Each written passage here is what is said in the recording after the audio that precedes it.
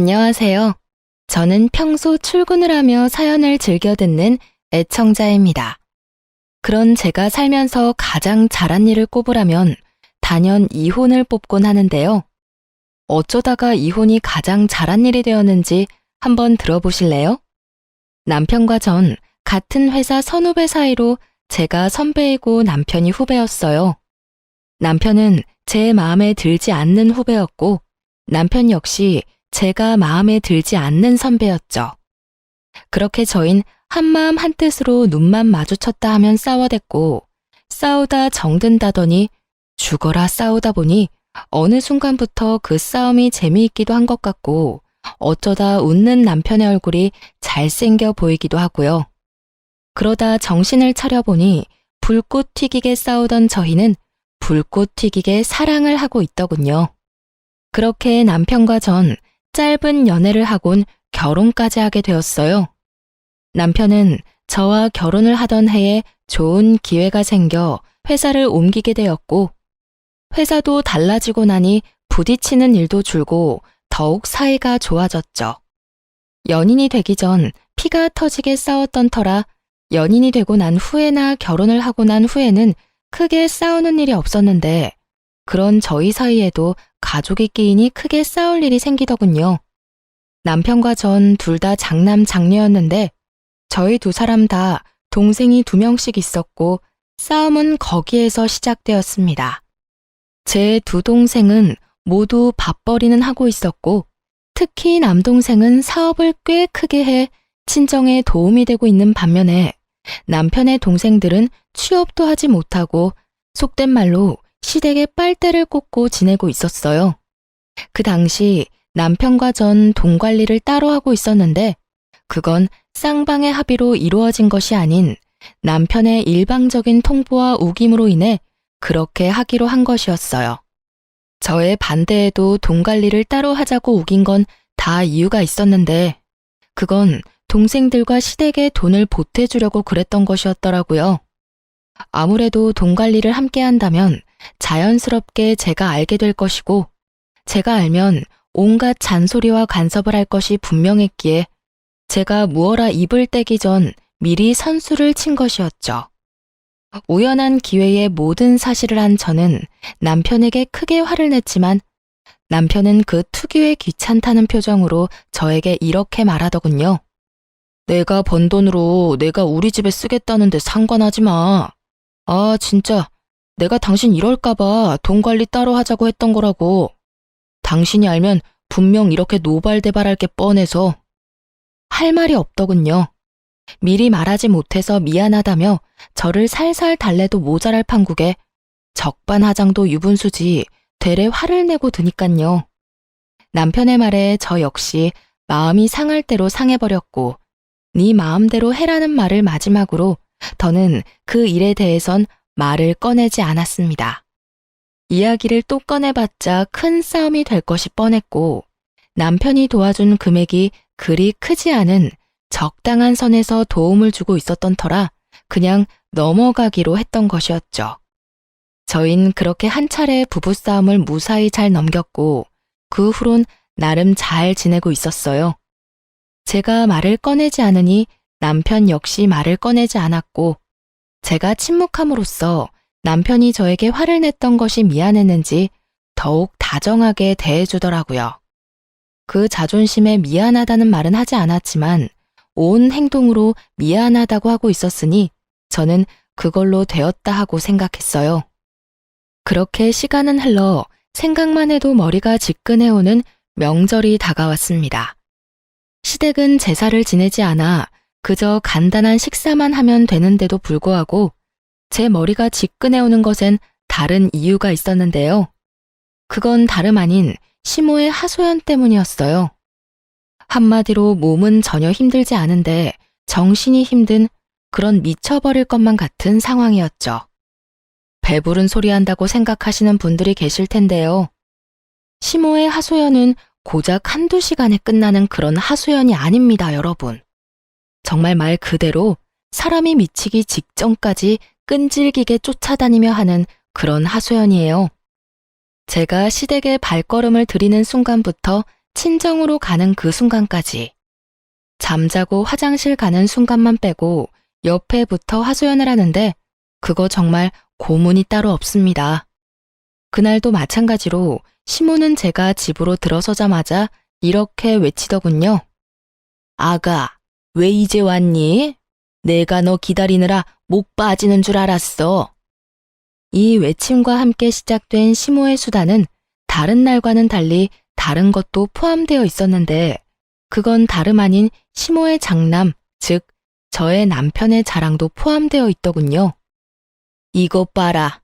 너무 고급스럽지 않니? 내가 며칠 뒤에 동창회에 가는데 마땅히 들 가방이 없지 뭐니.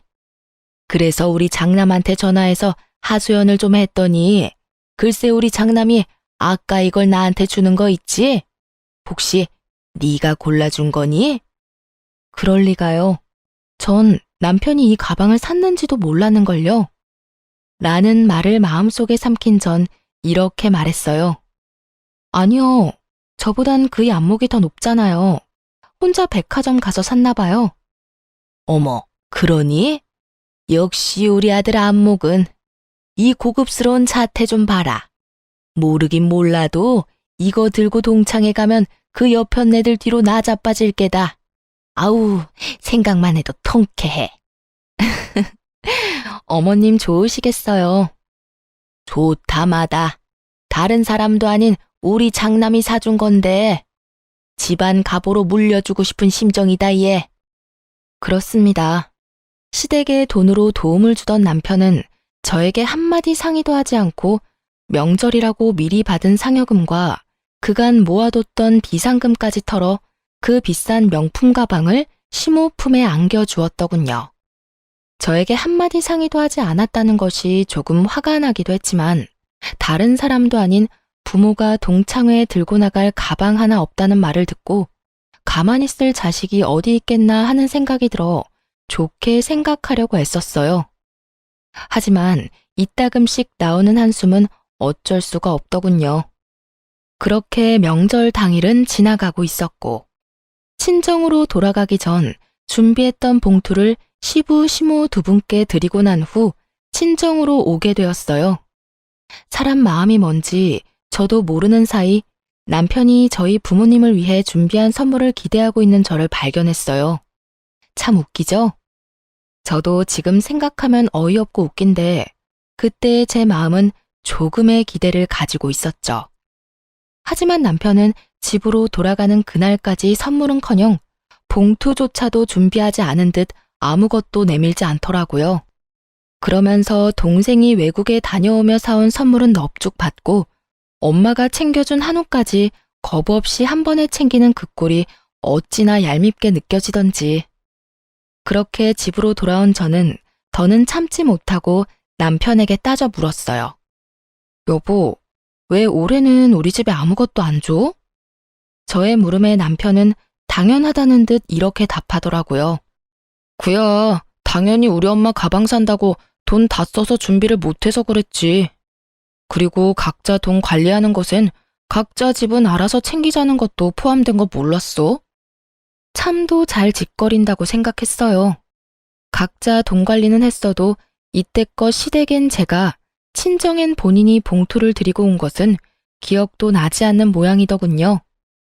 뻔뻔하게 이제 와서 저딴 말이나 짓거리는 남편놈을 보며 한 대 날려버리고 싶을 충동감이 저를 휘감고 있었지만 정말로 때릴 순 없는 노릇이었기에 참고 또 참고 겨우 이렇게 말해주었어요. 아, 그래? 난 몰랐네. 그게 그런 뜻인지는. 이때껏 당신 집엔 내가, 우리 집엔 당신이 봉투라도 드리고 와서 그게 당연한 줄 알았고 올해도 당연히 그런 줄 알았지 뭐야? 당신 생각이 그런 거면 내가 당신 부모님한테 봉투 줄 때 말려주지 그랬어. 그랬으면 그 봉투는 우리 부모님께 드렸을 텐데 말이야. 난 당신이 좋아서 드리는 건 줄 알았지. 그리고 그 정도는 드릴 수 있잖아? 아, 하여튼 앞으로는 각자 집에 각자 알아서 하자. 그 편이 깔끔한 것 같아. 그래? 그러면 그렇게 하도록 하자. 나야 당신 집에 신경 끄고 우리 집만 신경 쓰면 된다고 하면 더 간편하고 좋지. 그래, 그렇게 해. 그렇게 저흰 합의를 보았고, 그 후 남편과 전 서로 아닌 척하지만 서먹해지는 관계를 느끼고 있었죠. 서서히 남편과 제가 멀어지는 와중, 전 남동생의 가게에 볼 일이 있어 잠시 들렸고, 그곳에서 어이없는 광경을 보게 되었어요. 그건 다름 아닌 제 남동생의 가게에 일하고 있는 도련님과 시누이의 모습이었죠. 이게 도대체 무슨 일이야? 왜 저 두 사람이 여기서 일을 하고 있어? 그게 사실은 매형이 전화가 왔었어. 우리 가게에 사람 구하는 걸 봤다면서. 그러면서 하는 말이 아직 자기 동생들이 취업을 못해서 그러는데 일 좀 시켜주면 안 되냐고 부탁을 하더라고. 그래서 겸사겸사에 알겠다고 했지 뭐.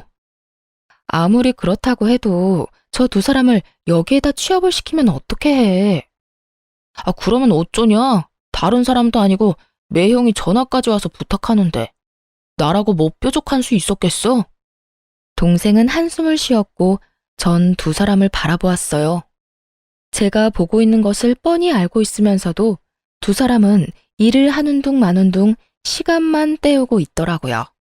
제가 보고 있는데도 저 모양 저 꼴인데 평소 행실이야 물어봤자 입 아픈 행동이었고 전 하나마나한 질문 대신 남동생에게 단호하게 말했어요. 너 잘 들어? 매형이니 누나니 신경 쓰지 말고 시킬 건 정확하게 다 시켜. 그리고 일 못하면 아무것도 신경 쓰지 말고 해고해. 아유, 알겠어. 그런 걱정은 하지도 마. 그렇지 않아도 다른 직원들한테 하는 것처럼 3번까지 말로 경고하는데 그 뒤로도 고쳐지지 않으면 바로 퇴사 처리한다고 못 박아놨으니까.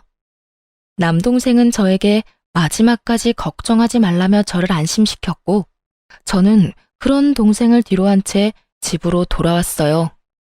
집으로 돌아오니 저의 혈압을 있는 대로 올려놓은 남편놈은 뭐가 좋은지 휴대전화를 보며 하하호호 한바구음을 짓고 있더라고요. 그 모습에 전 분노가 끓어올랐고 남편에게 따지듯이 묻게 되었죠. 여보, 어떻게 시윤이한테 그런 부탁까지 할 수가 있어? 당신도 잘 알잖아. 그 가게 시윤이가 잠도 제대로 안 자고 밤낮 없이 고생하며 키운 가게라는 거. 그런 가게 어떻게 아가씨하고 도련님 취업 자리를 부탁하냐고. 아니, 마침 가게에 사람 구한다는 공고를 봐서 부탁 좀 했지. 그리고 그럴 수도 있는 거지. 뭐 그런 거 가지고 이렇게 화를 내? 가족끼리 서로 돕고 사는 거지 뭐. 그런 걸로 야박하게 구냐고. 야박하다니 참 어이가 없더군요. 남동생이 하는 가게는 자동차에 관련된 가게였는데 관련 지식이 없다면 그곳에서 할 일이 거의 없다고 해도 무방한 일이었죠. 그런데 자동차라면 개뿔 쥐뿔도 모르는 시누이와 도련님이 그곳에 취업을 했다는데 제가 화가 나지 않게 생겼나요? 그것도 동생이 어떻게 일군 가게이며 사업인 줄 뻔히 아는 저로서는 더욱 화가 치밀어 오를 수밖에 없었죠. 그걸 말이라고 해? 그쪽으로 관련해서 아무것도 모르는 사람들을 왜 부탁을 하냐고. 100번 좋게 생각해서 청소나 전산 업무 같은 걸 본다고 하더라도 그게 2명이나 필요한 일이냐 이 말이야. 부탁을 하려거든 둘 중에 한 명만 부탁할 것이지 왜 둘 다 거기 밀어 넣어놨냐고. 당신 말이 좀 심하다. 그러니까 당신은 내 동생들이 당신 동생 돈이나 축내고 있다. 이 말이 하고 싶은 거지? 하는 일 없이 월급이나 받아간다. 이 말이 하고 싶은 거잖아. 그렇게까지 말한 적이 없는데 남편은 스스로가 찔렸는지 비비 꼬며 말하기 시작했고 저 역시 그날만큼은 그냥 넘어갈 마음이 없었던 터라 참지 않고 할 말을 모두 쏟아내어 버렸어요. 난 그렇게까지 말한 적도 말할 의도도 없었는데 그딴 식으로 말하는 거 보니 당신이 그렇게 생각하고 있었나 보네? 그나마 다행스럽긴 하네. 다른 사람도 아닌 당신이 그렇게 생각하고 있으니 적어도 당신 동생들한테 일 똑바로 하고 월급 받아갈 생각하라는 말 정도는 할 수 있을 거 아니야. 뭐라고? 너 지금 말 다 했냐? 다 했겠냐? 아직 100분의 1도 못했거든? 다른 건 다 생략하고 이 한마디는 할게. 기왕 시작한 일 성실히 열심히 하라고 좀 전해줄래? 방금 가게 갔다 왔는데 난 처음엔 손님인 줄 알았어. 아무것도 안 하고 멀뚱멀뚱 걸레 들고 돌아다니길래 일을 그따위로 하며 월급 받아가면 안 되지. 알겠어?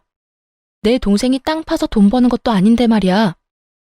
너 진짜 말이 너무 심한 거 아니야? 내 말보다 내가 이런 말까지 하게 만드는 이 상황이 너무 심한 거야. 이 심한 상황은 당신이랑 당신 동생들이 만들었고. 다시 한번 말하는데 패 끼치지 말고 잘하지 않아도 되니 제발 열심히만 해달라고 전해줘. 이건 화가 나서 하는 말도 아니고 비꼬는 말도 아니고 당신 동생들을 위해서 하는 말이야. 이왕 시작한 일 시간 낭비하지 말고 뭐라도 배우면 좋을 테니 말이야. 제 말에 남편은 아무런 말도 하지 않았고 그렇게 저희의 대화는 끝나버렸어요. 그날 이후 남편과 저의 사이는 되돌릴 수 없을 만큼 멀어져 버렸고 그러는 사이 친정엄마의 생신이 다가왔어요.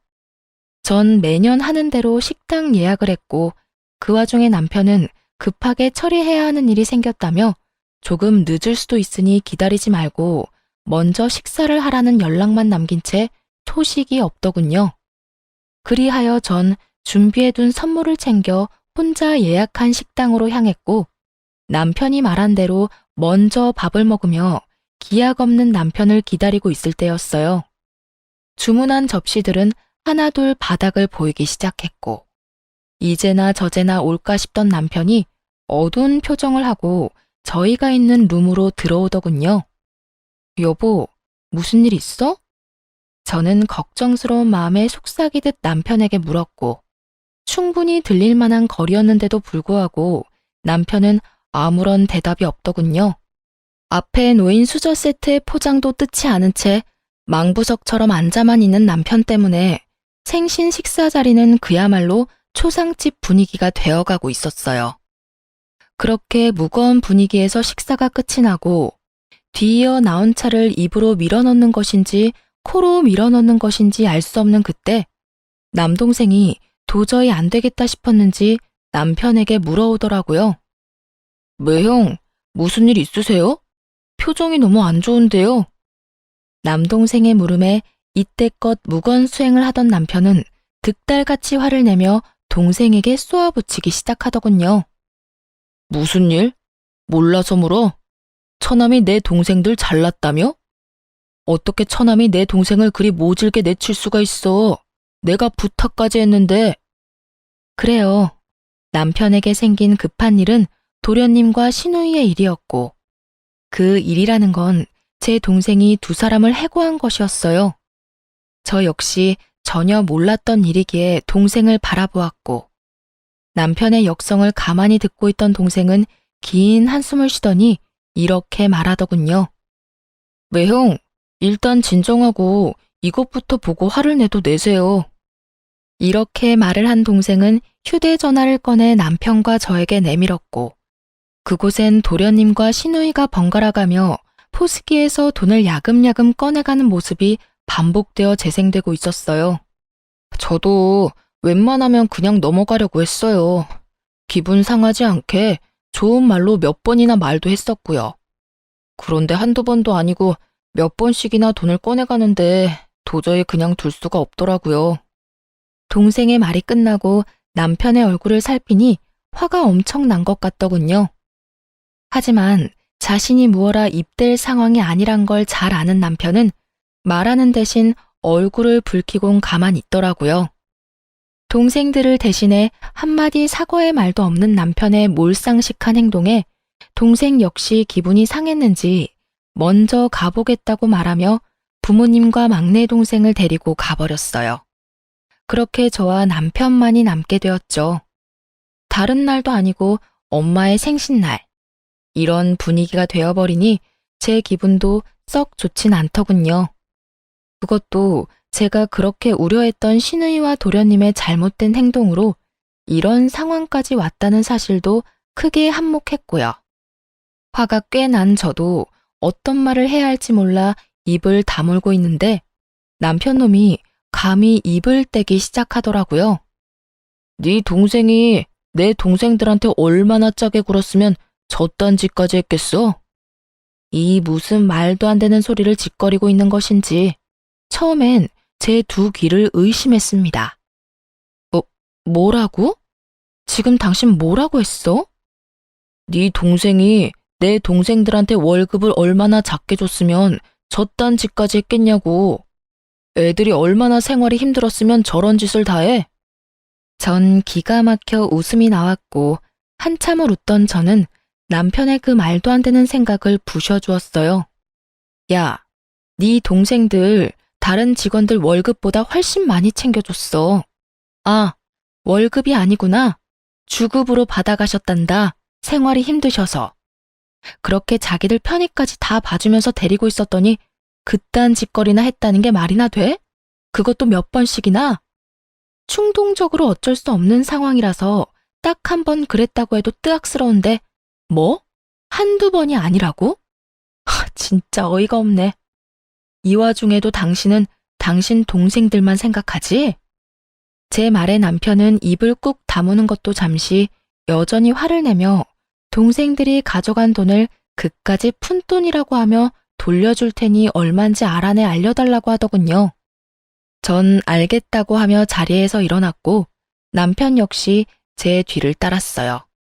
식당을 나오며 전 하던 대로 계산을 했고 남편은 그마저도 마음에 들지 않는다는 투로 이렇게 말하더군요. 남의 동생 해고시키고 월급 주던 돈도 남아돌 텐데 계산이나 하고 가지 왜 그냥 갔대? 전 대답할 가치조차 느끼지 못하는 남편의 말을 무시한 채 혼자 집으로 돌아와 버렸어요. 집에 도착하니 남편도 뒤이어 집으로 들어왔고 전 그런 남편놈과 말을 섞고 싶지 않아 최선을 다해 피하고 있을 때였어요. 남편은 눈길도 주지 않고 고개를 돌려버린 제 앞에 기어코 서서 저를 똑바로 보고선 말 같지도 않은 말을 짓거리기 시작하더군요. 나 도저히 안 되겠어. 내 동생들도 그까지 사업하게 해줄 거야. 그럴 능력 되면 시켜. 얼마든지 시키면 되지. 왜 그걸 굳이 나한테 말하는 거야? 이 집 살 때 내 돈도 정확히 절반 들어간 건 기억하지? 기억하지. 그건 왜? 당신 설마 아니지? 왜 아니겠어? 나 이 집 담보로 대출 받아서 내 동생들 앞길 열어줄 거니까 당신도 그렇게 알고 나하고 은행 같이 가. 공동 명의라서 같이 가야 할 거야. 그렇게까지 나온다고? 이렇게 막무가내로? 그래, 좋아. 당신 마음대로 뜻대로 다 해. 대신 이 집에 손대는 그 순간 나하고 이혼도 하게 될 거야. 이혼해도 괜찮으면 대출 받던가. 이혼? 해. 하면 되지. 난 이혼하는 한이 있더라도 대출 받아서 동생들 사업시킬 거니까 그런 줄 알아. 남편의 요구는 오기에 가까웠고 전 절대 그렇게는 못 해준다는 말을 남기고선 방으로 들어와 버렸어요. 그렇게 시작된 부부싸움은 끝날 기미가 보이지 않았고 서로에게 상처를 주는 말만 주고받을 뿐 대출 이야기는 나오지 않고 있었어요. 그렇게 싸움으로 시간 낭비를 하고 있는 와중에 야속하게도 시모의 생일이 다가왔고 전 남편의 말을 잘 듣는 아내가 되기로 했죠. 각자 집은 각자 알아서 잘 챙기자던 남편의 말을요. 전 매년 시부모님들의 생신이 되면 어김없이 평이 좋다고 소문이 난 식당을 예약해 모셨었고 저의 그런 대접을 꽤 좋아하셨었어요. 하지만 저는 남편의 뜻에 따라 아무것도 하지 않기로 했고 예약뿐만 아니라 매년 준비했던 봉투와 선물조차도 준비하지 않았죠. 시간은 째깍째깍 흘러가는데 저에게서 아무 연락이 없자 다급한 시모에게서 먼저 전화가 왔더라고요. 아가, 올해는 어디서 하니? 연락이 와야 할 시간이 지났는데 아무 연락이 없어서 먼저 전화해 봤어. 아, 그이가 알아서 한다고 해서 저도 기다리고 있어요. 어머님 아들 안목 잘 아시잖아요. 아마 모르긴 몰라도 엄청 좋은 장소로 구하느라 연락이 늦어지나 본데 조금 기다려 보세요. 근사한 곳에서 저녁 대접하려나 보죠. 어머, 그러니? 역시 우리 아들이 최고지. 그건 그렇고, 이번에 우리 개모임 하는 친구들이랑 이번에 여행을 가기로 했는데, 그 경비가 꽤 많이 들 것 같아. 그냥 그렇다고. 대놓고 경비 이야기를 꺼내는 시모의 의중이야 뻔했고, 전 속이 시꺼먼 시모에게 저녁에 보자는 말을 하고선 전화를 끊어버렸어요. 그리곤 휴대전화를 내려놓는데 남편에게서 전화가 오더군요. 오늘 어디서 보기로 했어? 그걸 왜 나한테 물어? 매년 당신이 예약했었잖아. 올해는 어디 예약했는데? 나 예약 안 했는데? 당신이 앞으로는 각자 집 각자 챙기자고 했잖아. 기억 안 나? 저의 말에 남편은 도리어 저에게 따지고 들며 화를 내더라고요. 당신 진짜 이럴 거야? 매년 당신이 했으면 올해도 당연히 당신이 했었어야지. 내가 왜 그래야 하는데? 각자 알아서 챙기자고 말한 사람도 당신이고, 우리 엄마 생일날 버젓이 빈손으로 와서 뚱한 얼굴로 내내 자리만 지키다가 결국 그 자리를 망쳐버린 것도 당신이었어. 그래서 정말 식당 예약 안 했다는 거야? 당신 지금 나한테 복수해? 내가 장모님 생신 자리 망쳤다고 나한테 복수하는 거냐고. 망친 건 알고 있다니 정말 다행이다. 말이 나왔으니까 하는 말인데, 당신은 그따위로 행동해놓고 나한텐 어머님 식당 예약까지 바란다고? 뻔뻔한 거야, 생각이 없는 거야? 그리고 난 복수 따위를 하는 게 아니라 당신이 시키는 대로 바라는 대로 해준 것뿐이야. 다시 한번 말하는데 당신이 당신 입으로 그랬잖아. 앞으로 당신 집은 당신이, 우리 집은 나보고 챙기라고. 그래서 하는 말인데 나한테 이럴 시간에 네 엄마 모실 식당이나 알아봐. 저의 말에 남편은 신경질적으로 전화를 끊어버리더군요. 한참 뒤 남편에게선 약속 장소가 어디인지 알리는 문자가 왔고 전 그 장소를 향했어요. 평소 제가 모시던 고급 식당과는 달리 남편이 급히 예약한 곳은 룸식 중식당이었고 그래서 그런지 시작부터 분위기가 좋진 않더군요. 거기에다 매년 떡 케이크까지 주문해서 가지고 갔던 제가 빈손으로 등장하니 명색의 생일 모임은 케이크도 없는 자리가 되어버렸죠. 그래도 자식이 3명이나 되는데 왜 케이크 하나 준비한 인간이 없는 것인지 참 대단하다 싶더군요. 남편도 이런 상황이 민망했는지 분위기를 띄우려 부단히 애써보았지만 남편의 노력에도 분위기는 점점 가라앉기만 하더군요. 그도 그럴 것이 생일 분위기를 띄우기 위해 주문을 하고 나면 바로 생일 선물과 함께 봉투를 내밀곤 했었거든요. 이번엔 식당 예약도 못해 중식당에 앉아있고 생일인데 케이크도 없고 시모 품에 안겨 있어야 할 선물과 봉투도 없으니 시모의 표정이 점점 굳어가는 것은 당연한 일이었어요. 결국 죽상을 하고 있던 시모는 저에게 먼저 손을 내밀더군요. 혹시 선물 준비 못해서 그런 거라면 매년 주던 봉투라도 줘도 되니 얼른 다오. 기다리다 못 빠지겠어. 이렇게요. 전 무언가를 대단히 바라고 있는 시모에게 딱 잘라 이렇게 말을 했어요. 아, 선물이랑 봉투요? 아범한테 못 받으셨어요? 그것도 올해부턴 아범이 챙긴다고 해서 제가 따로 준비 안 했는데요. 이렇게 말을 마친 전 밥을 먹기 시작했고 저의 나몰라라 하는 태도에 저를 제외한 시댁 식구들의 표정은 붓다 못해 썩어지고 있더군요. 통쾌하지만은 않더군요.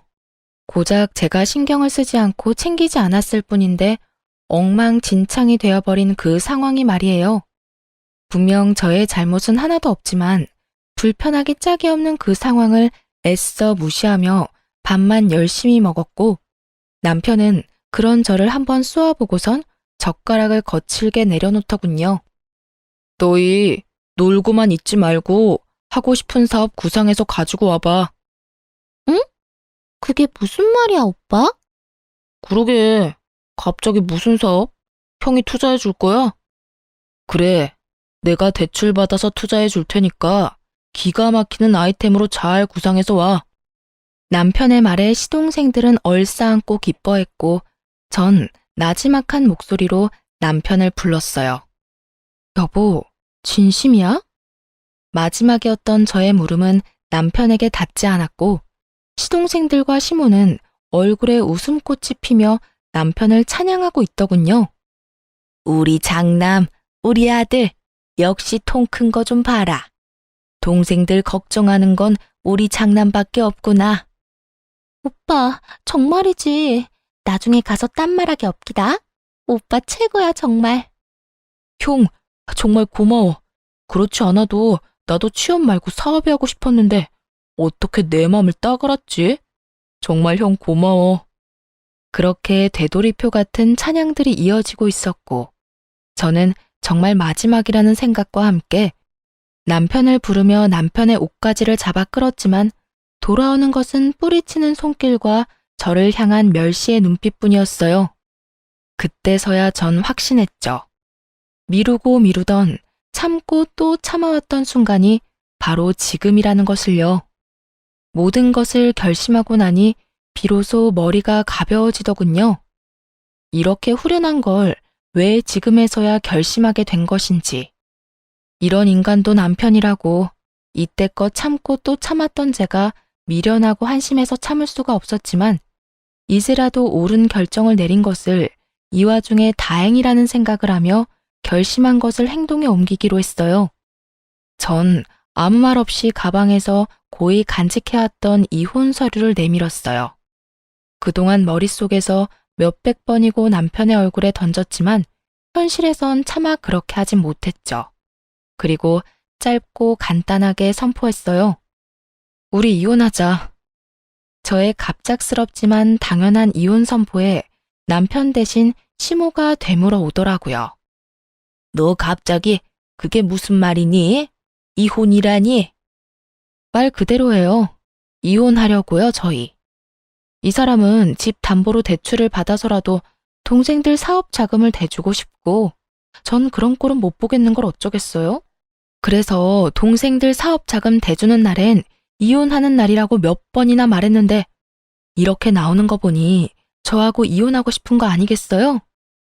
아니 얘, 무슨 그런 일로 이혼까지 한다고 이 난리야.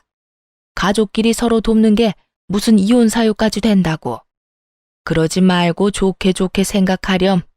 얘들이 잘 되면 너희한테도 좋지 않겠어? 이혼 사유가 될지 안 될지는 변호사 만나서 상담해 볼 테니 걱정하지 마시고요. 혹시나 이혼 사유가 되지 않는다고 해도 다른 이혼 사유들이 차고 넘치니까 이혼은 꼭 하려고 해요. 저의 눈빛엔 흔들림이 없었고 그랬기에 말투 또한 단호했어요. 그런 저와는 달리 남편의 눈빛은 속절없이 흔들리고 있었고 목소리 역시 떨리고 있더군요. 너 진짜 오늘 같은 날 꼭 이렇게까지 해야겠어? 오늘 다른 날도 아니고 우리 엄마 생신이야. 이런 날 꼭 이렇게까지 분위기를 망쳐야겠냐고. 그깟 이혼 얼마든지 해줄 테니까 일단 그 입 좀 다물고 조용히 있어. 남편의 말을 들은 전 더욱 조용할 수가 없겠더라고요. 그렇게 부모 생일이 중요한 인간이 불과 얼마 전 저희 친정엄마 생일엔 왜 그런 행동을 했는지 도무지 이해가 되지 않았거든요. 너 말 한 번 잘했다. 네 부모 생일은 그렇게나 중요한데 우리 부모님 생일은 중요하지도 않았어? 그래서 우리 엄마 생일날 그렇게 깽판을 쳤던 거야? 그날은 그럴 만한 이유가 있었잖아. 기억 안 나? 누구보다 기억이 생생했던 전 시부에게 모든 사실을 알려드렸어요. 아버님도 잘 알고 계시죠? 아가씨랑 도련님, 제 동생 가게에서 일하다 그만둔 거. 아니, 정확히는 쫓겨났다가 맞겠네요. 일하게 해달라고 부탁해서 자동차에 대해서 알지도 못하는 두 사람 일하게 해줬더니 글쎄 돈을 야금야금 빼돌렸다고 하더라고요. 그것도 한 번도 아닌 여러 번이요. 화가 머리끝까지 난 시부는 역정을 내기 시작했어요. 뭐라? 이런 정신 나간 것들이 내가 너힐 그렇게 가르쳤어? 어디서 도둑질이야 도둑질이. 그것도 사돈 총각 가게에서. 제정신 박힌 것들이 할 짓이야 그게? 그런 짓을 하다 들켰으면 손이 발이 되게 빌지는 못할 망정 뻔뻔하게 남의 탓을 해. 너희 당장 사돈 총각한테 가서 빌어. 아빠, 이미 다 지나간 일이야. 이제 와서 빌면 뭐해? 그래요, 아버지. 우리보다 나이도 어리다고요. 그 밑에서 일한 것도 자존심 상하는데 그 어린 놈한테 가서 빌라뇨. 전 절대 못해요. 생각만 해도 자존심 상한다고요. 이것들이 아직 정신 못 차리고 너희보다 어린 사돈 밑에서 좋다고 일할 땐 언제고 뭐? 자존심이 상해? 그렇게 자존심이 중요한 인간들이 도둑질은 왜 해? 너희 사돈 총각한테 가서 빌기 전까진 집에 들어올 생각도 하지 마. 알겠어? 이렇게 말한 시부는 자리를 떠버리고 시모는 욕설과 함께 저를 탓하며 원망 섞인 말들을 쏟아내더군요. 넌 꼭 일을 이렇게까지 만들어야만 속이 시원하니? 제가 뭘 어쨌다고 이러세요? 그 몰상식한 짓거리들을 한 건 어머님 자식들이고 전 그 몰상식한 어머님 자식들이 어떤 짓거리를 했는지 있었던 일 그대로 아버님께 알려드렸을 뿐이에요. 어디서 감히 내 자식 탓을 하는 게야? 넌 지금 이 상황이 안 보이니? 니까지 것 때문에 그 화목하던 우리 집이 풍비박산이 났다. 어떻게 책임질 거야? 입은 삐뚤어졌어도 말은 바로 하라고 했어요. 아줌마 집안이 풍비박산이 난 게 왜 내 잘못인가요? 엄연히 그건 남의 가게에서 돈이나 훔치던 저 두 인간이랑 자기 가져온 깨지든 말든 자기 동생들한테 돈 퍼붓겠다고 한 저 사람 때문이죠. 누누이 말씀드리는데 저희가 이혼까지 하게 된 상황에는 제 잘못은 없어요, 아줌마. 뭐라고? 너 지금 뭐라고 했니? 아줌마라고 했니? 그럼 뭘 해도 제 탓으로 돌리는 그쪽한테 계속 예의라도 차려주길 바랬어요? 어떻게 하죠?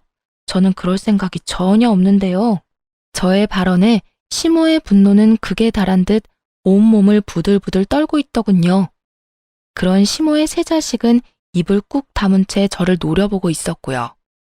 이혼까지 하겠다고 한 마당에 더는 들어줄 이유가 없던 전 시모에게 한마디 던져주고 그 자리를 박차고 나왔습니다. 아줌마, 제발 부탁인데요. 자식들 교육이나 똑바로 시키고 내 탓을 하려거든 하세요. 네? 집으로 돌아온 저는 남편에게 문자를 보냈어요. 이혼하고 집이 정리될 때까진 집에선 제가 지내겠다고 했고 남편 역시 제가 꼴도 보기 싫었는지 집으로 돌아오지 않더군요. 그 후론 뻔하게 흘러갔습니다.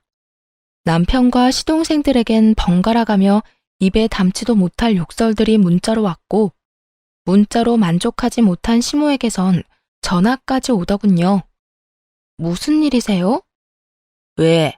아줌마는 전화도 하면 안 되니?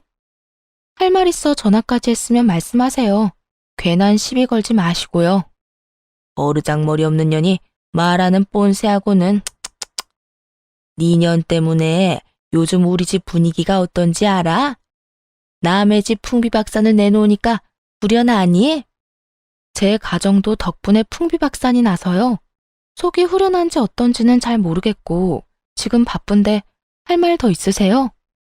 이 나쁜 년. 시모는 끝까지 입에 담지도 못할 욕설을 내뱉었고 더는 듣고 있을 수 없었던 전 전화를 그냥 끊어버렸습니다. 시모와의 통화는 의도치는 않았지만 녹음이 되고 있었고 욕설 문자들과 함께 이혼 시 증거로 쓰기로 했죠. 이후 전 이혼 전문 변호사를 선임하게 되었고 그렇게 이혼을 진행하고 있는데 동생의 가게에 시동생들이 와 난동을 피우고 있다는 소식을 듣게 되었어요. 전 이러지도 저러지도 못하고 있는 동생에게 모든 상황을 설명하며 더는 참지 말고 알아서 하라고 했고 저의 말을 들은 동생은 경찰에 신고를 해버렸다고 하더군요. 그렇게 전 통쾌한 마음을 가지고 변호사분과 함께 카페에서 상담을 하고 있는데 남편이 어떻게 알고 찾아온 것인지 카페로 들이닥쳐 난동을 피우기 시작하더군요. 이 미친년이? 너 네 동생한테 뭐라고 했길래 내 동생들을 경찰에 넘겨? 네가 제정신이야? 너 때문에 내 동생들이 깜빵 가게 생겼다고. 당장 네 동생한테 전화해서 내 동생들 빼내라고 말해. 당장. 내가 왜? 그러게. 누가 남의 가게 가서 난동을 피우라고 했어? 얼마나 개판을 만들어놨으면 경찰에 신고까지 했겠어? 나한테 이러지 말고 네 동생들한테나 가서 따져. 이 모든 게 자업자득이니까 말이야. 자업자득 같은 소리 하네. 니년이 네 동생 시켜서 다 이렇게 만든 거잖아. 아, 긴 말 말고 얼른 일어나. 얼른 일어나서 내 동생들 빼내라고. 얼른. 욕은 기본이고 삿대질을 멈추지 않고 해대며 금방이라도 한 대 칠 기세로 쏘아붙이라고요. 이 모든 장면을 저의 맞은편에 앉은 변호사는 숨도 쉬지 않고 보고 있었고 유심히 보고만 있던 변호사는 이윽고 저에게 물어오더군요. 와, 이 정도면 충분히 승소하겠는데요. 혹시 녹음은 하셨나요? 아니요, 미처 그 생각까진 하지 못했어요. 제가 여기 CCTV 어떻게 해서든 구해볼 테니 이혼 걱정하지 말고 집에 가서 푹 주무시면 될 것 같네요. 그러면 상담은 오늘까지 하고 법원에서 보도록 합시다. 미소까지 보인 변호사가 떠난 후 그제야 상황 판단이 된 남편은 도끼 어린 눈빛으로 저를 보더군요. 독한 년, 꼭 이렇게까지 해야 해? 아직도 모르겠어? 상황을 이렇게까지 몰고 온 건 당신하고 당신 가족들이야. 내가 뭘 어쨌다고 이래? 내 가족들이 어쨌길래 이렇게까지 하냐고. 그걸 모른다는 사실이 놀랍지도 않다 정말. 여기까지 쫓아와서 피해자 코스프레나 하는 걸 보니 시간이 남아 도는 것 같은데 그럴 시간에 이혼할 준비나 해. 저의 말을 들은 남편은 제가 반응할 틈도 없이 저의 뺨을 때려버렸고 전 그 자리에서 곧바로 경찰에 신고를 해버렸어요. 남편은 경찰서까지 가게 되었고 소식을 들은 시모와 시부가 저를 찾아왔더군요. 시모만 왔었더라면 절대 합의란 없었을 텐데. 며느라기야, 나를 봐서라도 한 번만 용서해주면 안 되겠니? 이 모든 게 자식 잘못 키운 내 탓이다. 이렇게 내가 용서를 비마. 미안해. 정말 미안하단다. 고작 내 사과로 네 마음이 풀어지진 않겠지만 그래도 한 번만 마음 넓게 쓰고 내 못난 자식들 좀 구해주렴. 응? 평소 저에게 잘 대해주던 시부가 이토록 진심으로 용서를 구해오는데 안 된다 싫다는 말이 차마 나오지 않더군요. 그래서 동생과 함께 남편뿐 아니라 시동생들도 합의를 해주게 되었어요. 그 후 저의 이혼은 순조롭게 진행되었고 남편 시댁 식구들에게 각각 위자료를 받고 이혼하게 되었어요. 집은 판 후 정확히 반반으로 나눠 가졌고요. 그렇게 1년 저는 저대로 잘 지내고 있었어요. 결혼 후 싸웠던 기억이 더 많았던 터라 이혼에 대한 후회보단 왜 그런 인간이랑 결혼을 했을까에 대한 후회가 남아있을 뿐이었죠. 그러던 어느 날 퇴근을 하는데 회사 앞에 전 남편이 기다리고 있더군요. 생색이 눈뜨고 볼 수도 없을 만큼 형편없는 전 남편이요. 여기까지 무슨 일이야? 그게 할 말이 있어서 왔는데 어디라도 들어가서 이야기 좀 할까? 이러면서 저를 잡아 끄는데 순간 소름이 온몸에 돋아 그 손을 획 뿌리쳐버렸어요. 그럴 생각 없으니까 내 몸에 손대지 마. 할 말 있으면 여기서 짧게 하고 얼른 꺼져. 마주하고 있는 것도 역겨우니까. 저의 말에 남편은 우물쭈물 망설이는가 싶더니 말릴 새도 없이 무릎을 꿇고 빌기 시작하더군요. 한 번만 살려주라. 나 길거리에 나앉게 생겼어. 이렇게 시작한 전 남편의 하소연은 그야말로 가관이더군요. 전 남편은 결국 집을 판 돈으로 동생들에게 투자를 해줬다고 하더라고요. 그것도 모자라 미리 당겨받은 퇴직금과 대출까지 받았다고 하고요. 죽었다고 생각하고 열심히 해도 망할 수 있는 것이 사업인데 그 게을러 빠진 것들이 노력이나 제대로 했겠어요? 자신감 넘치는 동생들의 사업은 손대는 것마다 망해 나갔고 전 시댁의 집까지 담보로 대출을 받아 또 가게를 열었지만 그 역시도 망했다고 하더군요. 너무나도 뻔했던 결과라 솔직히 통쾌하다는 기분조차도 들지 않았어요. 그저 내 앞에서 무릎을 꿇고 있는 저 인간이 빨리 내 눈앞에서 사라져줬으면 좋겠다는 생각뿐이었죠. 그런 하소연이나 하려고 나 찾아왔어? 네 엄마도 그렇게 날 붙잡고 하소연만 해대더니 정말 두 사람 소름 끼치게 똑같다. 저의 말에 전 남편은 고개를 푹 숙였고 이내 개똥 같은 말을 뱉어내기 시작하더군요. 여보, 내가 정말 잘못했다는 거 알아. 나 정말 반성 많이 했고 많이 깨달았어.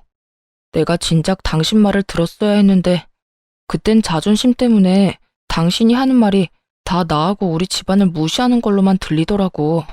그래서 더 못나게 행동했어. 미안해. 진심이야. 전 남편은 눈물까지 흘리며 용서를 구하고 있었고 전 그런 전 남편의 모습이 구역질나게 싫었어요. 왜 이제 와서 저딴 말이나 짓거리고 있는지 도무지 이해가 되지 않기도 했고요. 그래서 하고 싶은 말이 뭔데? 나한테 사과하려고 찾아온 거야? 전 빨리 그 상황에서 벗어나고 싶었고 저의 의중을 눈치챈 남편이 저의 바짓가랑이 붙잡고 늘어지며 매달리기 시작하더군요. 나 다시 받아주면 안 될까? 당신 없이 도저히 살아갈 용기가 나지 않아서 그래. 당신이 한 번만 용서해주면 나 우리 집이랑 인연도 끊을 수 있어. 당신만 내 곁에 다시 와준다면 그까짓 가족 얼마든지 버릴 수 있다고. 너 드디어 미쳤니? 네가 가족까지 버린다고 하면 내가 받아줄 거라 생각한 거야? 정신 차려라 제발. 여보, 제발. 당신 나 사랑했잖아.